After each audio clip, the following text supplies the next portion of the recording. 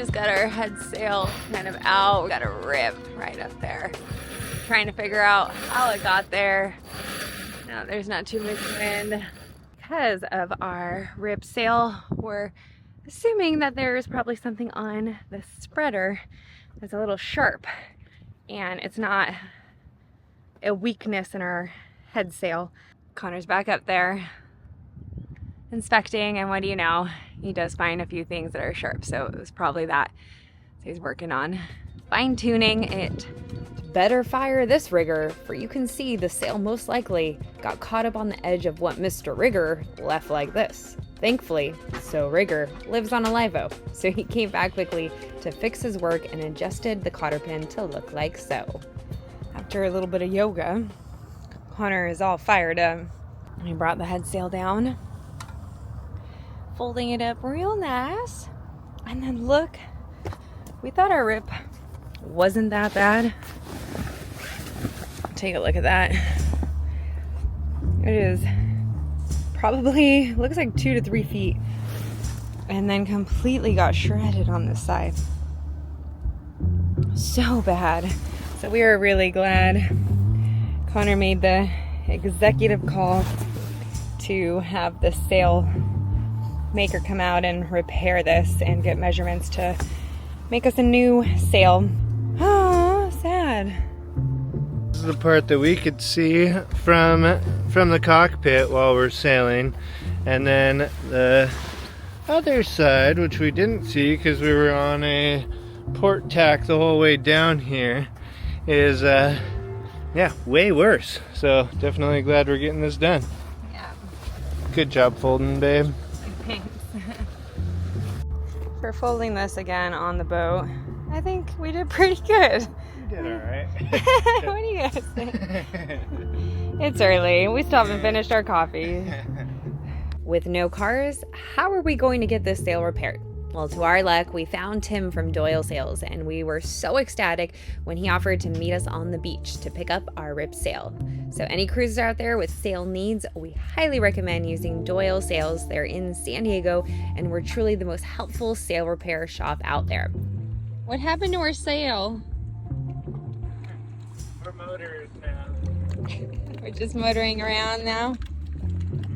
Connor just gave up our sail. Gave it away. Last day in Mission Beach before we're kicked out. Go for a little exploring session.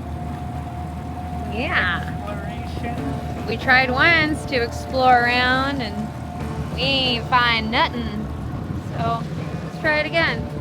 Maybe find a little market. Maybe we find a little drinky drink at a bar. Ooh.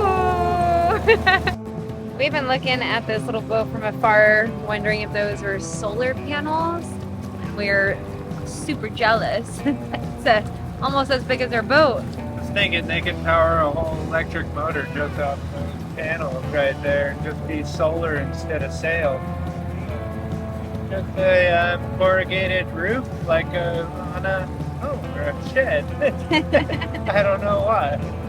To each their own. I guess. Well, we just learned that it is 5 miles per hour pretty much all around here. What? So thankfully, Connor did not get a ticket on in this bay, or any bay. He's gotten lucky, because yeah, he was ripping the other day, as you saw in videos. We explored all around the bay, hoping to stumble into a dinghy dock somewhere.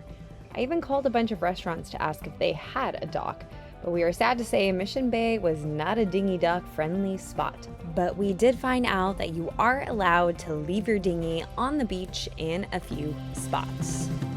These guys just pulled up their anchor halfway and then just started driving away. They're towing 2 dinghies on the side, just swerving through this mooring field. This is incredible. I've never seen such a Tweedledee and Tweedledum situation in my whole life. Holy moly. Meanwhile, Nalvina is sewing up our dinghy straps because I hooked them up wrong and they spread apart. She's doing a great job. That looks pretty good. All Alright, since we liked our first bidet so much, I'm installing a second one on the aft head. For all you cruisers out there, if you do not have a bidet in every head, do yourself a favor and pick one up.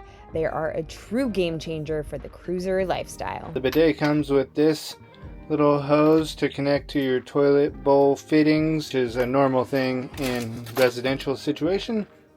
But we just have the nylon hoses for everything, so I need to convert it from that fitting down to a 1/2-inch hose, and unfortunately there's no super easy adapter to do it, so you have to use 2 parts. This is the first part that I used, and that will thread it on to a 1/2-inch male pipe thread, and then you'll need a female pipe thread to a 1/2-inch barb right here.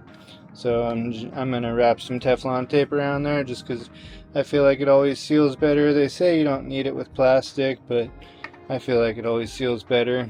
We'll hook that up pretty easy now on the second go around, now that I know what to do.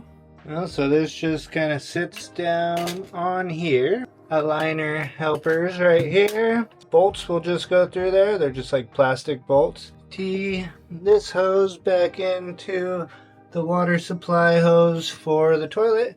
I'll show you the end product.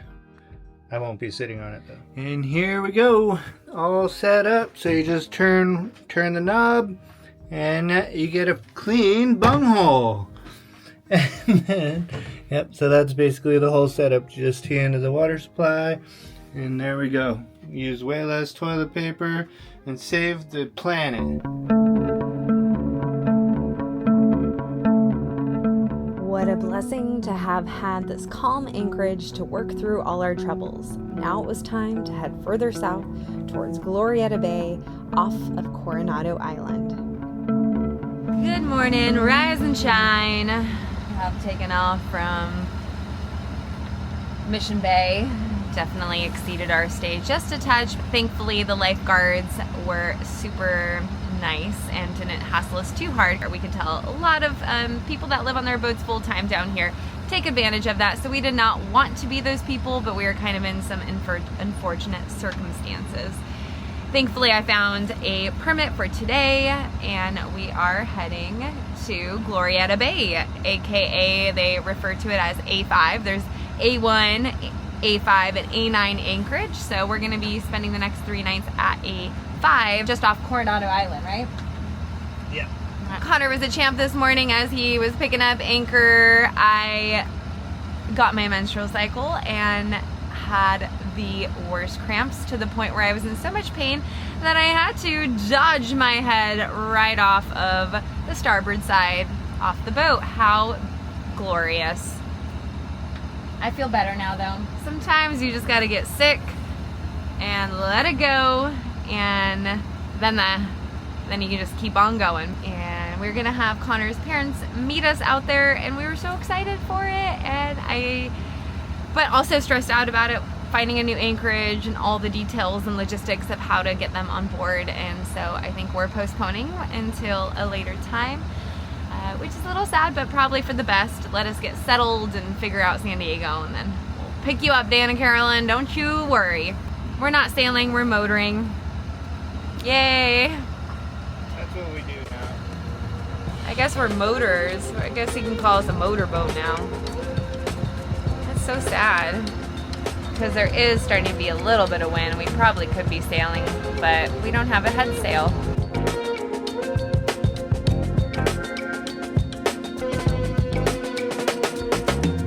It would be closer to the cliffs, but the swell was kind of hitting us straight on starboard side, and we were rocking and rolling pretty bad, so we decided to kind of come at the waves a little bit at a different angle, and it's definitely a little bit more comfortable, but we don't have as great of a view of the cliffs, but we got lots of great memories for jumping off.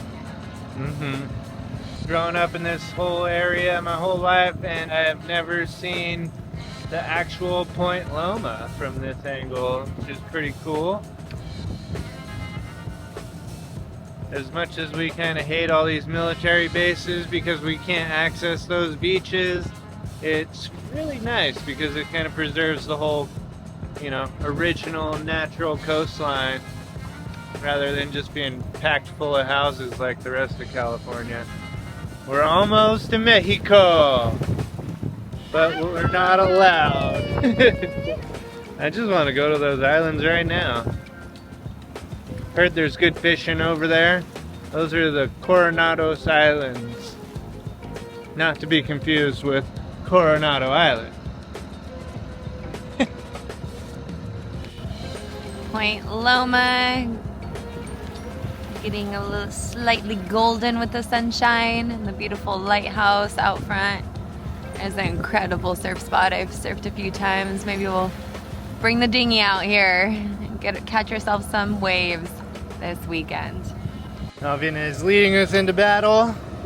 We're going up against kind of a big boy today, but I think we're gonna be all right. We're bigger. What do you guys think? A hell of a boat. More ship 21957. Whoa, look at that wave peeling out there, bro. Oh. It is peeling, huh? These guys always call them warships over the radio, and I always think they're trying to worship the Lord. Supposedly this area is all submerged jetty, so do not try to cross that area. It looks open, but it is not. It Says depth sounding 3 feet. This is super hard to see from out there, but now that we're closer, we can see all the rocks just right below the water line. Kind of dangerous if you're ever here in the dark, and I would really expect them to label that a little bit better. Do some sort of buoys or something on there. Every so often there's these that say danger jetty, but one would think to just avoid that, not the whole row. There's the Coronado Bridge, downtown San Diego. Going in the big city.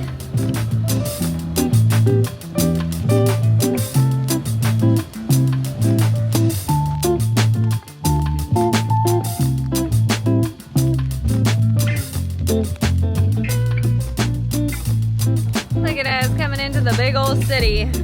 We ain't city folks, but we'll blend in here somehow. Wait for a wee bit.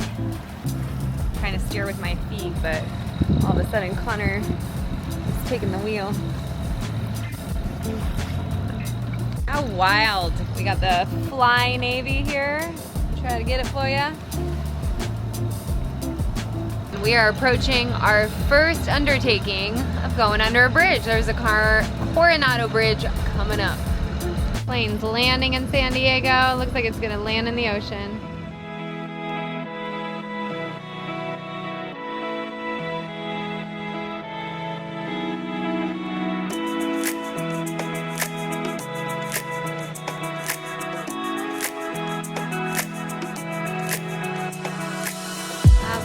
The city before we tuck in around Coronado. Bridge is coming closer. Connor just said this is our Last day in the United States of America. kind of crazy. Yes, ma'am. We still don't think it's like quite hit us of like we didn't get very far from technically where we started in Oceanside, where this all like started to come to fruition, and now we're in San Diego. Wow, a whopping like 30 miles south, but pretty surreal to be here. We're trying to sail around the world.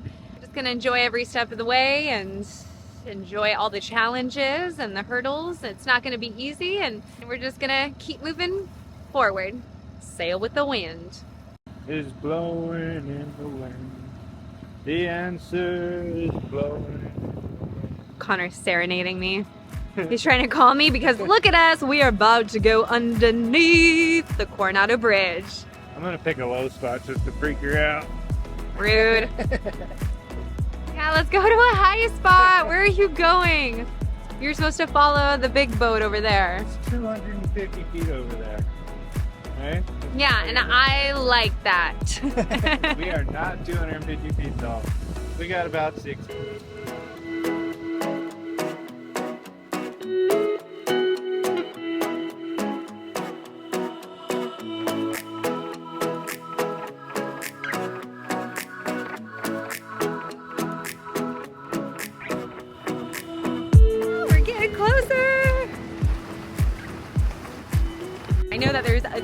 a bridge above us. There's no way we're gonna hit, but it's you know, it looks smaller and smaller as soon as you get closer.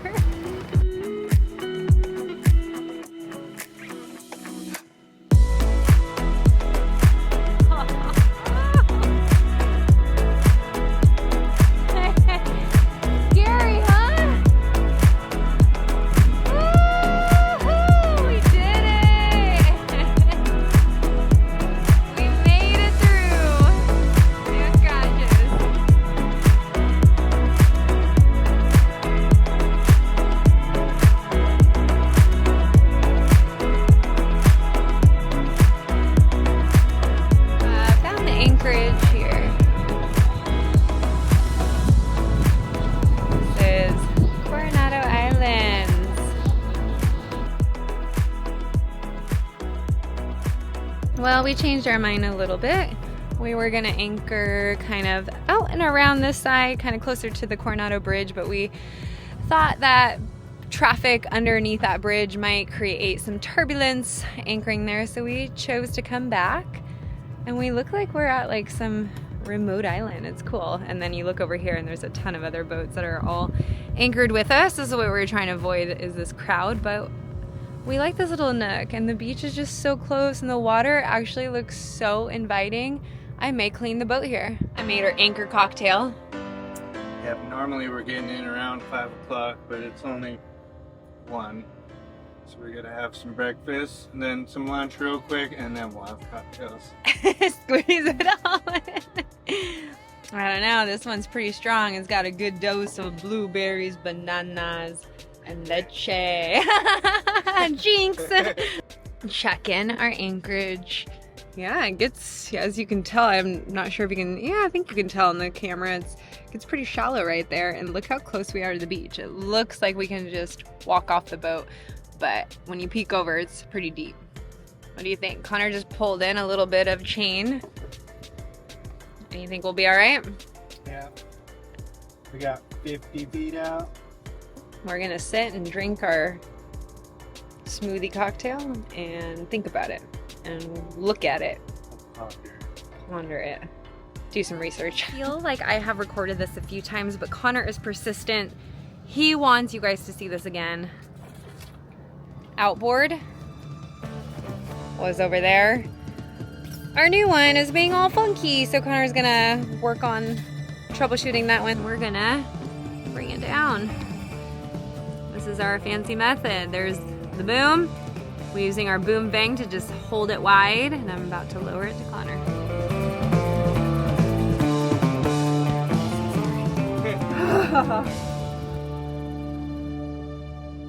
Now off to explore the new... We're on an adventure! Our new what home. What are we gonna find on this adventure? We're looking for a recycling bin. Ooh. You guys tell me, if you see a recycling bin anywhere, keep your eyes open. If you love watching our videos and feel like contributing to our journey, here's our Venmo. Whether it's buying us a beer, maybe a honeymoon gift, or helping to contribute to beautifying Alivo, all donations are truly appreciated and are not taken lightly. Blessings, y'all, and thanks for watching. And and then